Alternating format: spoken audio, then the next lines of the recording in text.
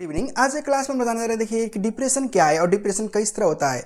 तो देखिए आज के ज़माने में आज के समय में डिप्रेशन एक कॉमन वर्ड हो गया है। मान लीजिए आप कोई भी व्यक्ति अगर ज़्यादा टेंशन ले रहे हो, ज़्यादा स्ट्रेस ले रहे हो, तो आप डिप्रेशन के शिकार हो सकते हैं। कुछ दिन पहले हम स्ट्रेस को मिनिमाइज या रिड्यूस किस तरह कर सकते हैं, यूजफुल स्टेप्स आपको सिखाए थे वीडियो के माध्यम से।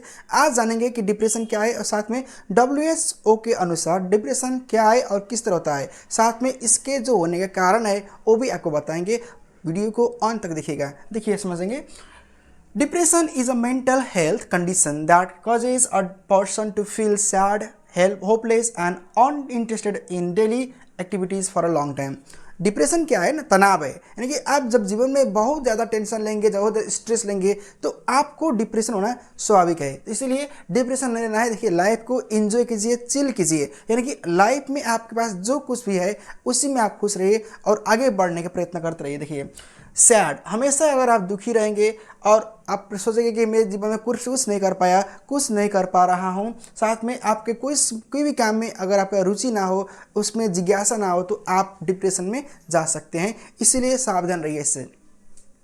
It affects how a person thinks, feels and behaves. देखिए डिप्रेशन ज़्यादा होने के कारण से व्यक्ति कोई भी है ना, जो उसमें उसका जो सोचने का स्वभाव होता है, उसका महसूस करने का जो बिहेव होता है, दूसरे से बात करने का, वो सब में अफेक्ट होता है। तो इन सब से आपको बचना चाहिए।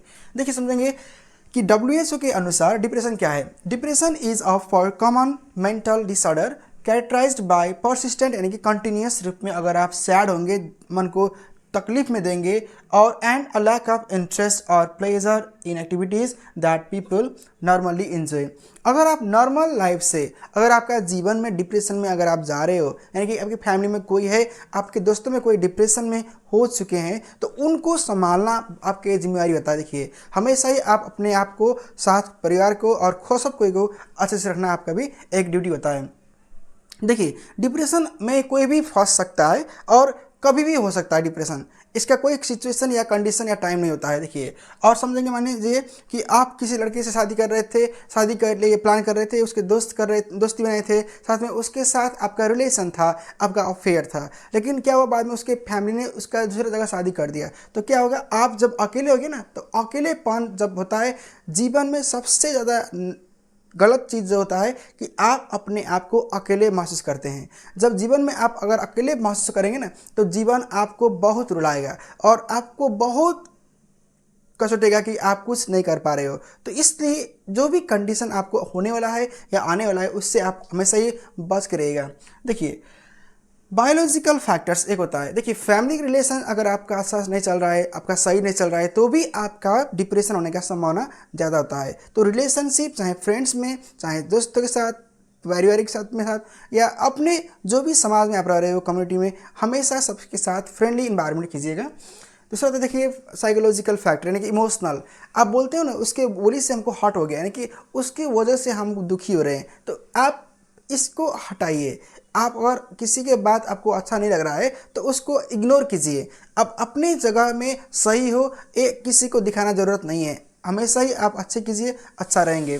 देखिए सोशल फैक्टर, समाज में ऊंच नीच और जो दानी गरीब होता है ना, जो मतलब अपर क्लास और लोअर क्लास, तो जो लोअर क्लास में ज़्यादातर बच्चे होते हैं वो सोचते हैं कि हम जीवन में बहुत हमको आगे बढ़ना है। अगर पॉजिटिव माइंड सेट लेकर अगर आप आगे बढ़ेंगे तो आप हमेशा ही आप अच्छा से आगे रहेंगे। लेकिन आप सोचेंगे कि हम जीवन में कुछ नहीं कर पाए, समाज में हमको इग्नोर कर दिया, हम पीछे रहने वाला बच्चे हैं, तो आप कभी भी आगे नहीं बढ़ सकते हो। हमेशा याद रखिएगा कि जीवन में, समाज में आपको आगे बढ़ना होता है। अगर आप ठान लेंगे आगे बढ़ना है तो आपको कोई नहीं रोक सकता है। देखिए लाइफ स्टाइल फैक्टर्स, जीवन में अगर आप खान पीन, आपका जो डेली एक्टिविटीज़ है, उसको अगर आप नियम से, रूटीन से फॉलो करेंगे तो आपको कभी भी गलत नहीं हो सकता है। लेकिन आप मान लीजिए कुछ भी समय या कुछ कंडीशन में आपका रूटीन ओवरलैक हो गया, यानी कि आप नहीं कुछ कर पाए, तो भी आपका डिप्रेशन होता है। ज़्यादातर इसमें पड़ता है जो लॉन्ग टर्म डिजीज होते हैं ना, बीमार, उसमें अगर मान लीजिए किसी को कुछ बीमार हो गया तो वो बीमारी की वजह से भी वो डिप्रेशन आ सकता है। देखिए इकोनॉमिकल फैक्टर्स, ये बहुत ज़्यादा अच्छा है और ये बहुत मेजर फैक्टर। देखिए अगर आपके पास पैसा नहीं है, देखिए पैसा नहीं है तो आप ना अपने इच्छा को पूरा कर सकते हो, ना अपने दोस्तों को पूरा कर सकते हो, ना अपने परिवार के जो भी इच्छा है उसको पूरा कर सकते हो। अगर आपके पास गर्लफ्रेंड है तो भी उसको कुछ नहीं दे पाओगे, क्योंकि आपके पास जॉब नहीं है। जब जॉब नहीं है तो आपका इनकम नहीं होगा। तो इसलिए जो इकोनॉमिकल फैक्टर है वो बहुत मायने रखता है। देखिए हमेशा ही लैक ऑफ ट्रस्ट और फेथ, अगर आपके अपने पर विश्वास ना हो, अगर आप फैमिली, देखिए जो होते हैं ना डिप्रेशन में, उसको लगता है कि हम ही सही है, बाकी सब गलत है। यानी कि अगर उसको ना समझाने के हम बाबू तुम अच्छे से करो, तो वो भी क्या कहता है कि तुम चुप रहो तो तुम मार देंगे।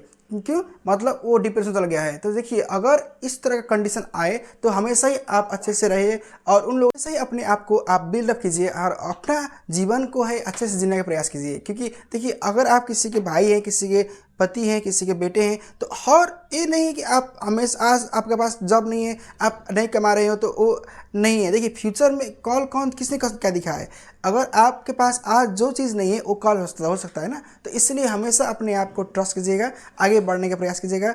और कोई भी अगर टेंशन में बात है ना, जिस तरह मान लीजिए एग्जाम का प्रेशर है, आपका कमाने का प्रेशर है, तो इन सब को बात को होना ज़रूरी है। लेकिन इसके ही लिए आप टेंशन करें और कुछ ना काम करें तो दिक्कत है ना। तो हमेशा ही इसको मेंटेन कीजिएगा बैलेंस में। आगे मिलेंगे कुछ और टॉपिक के जरिए। Thanks for watching and please follow me.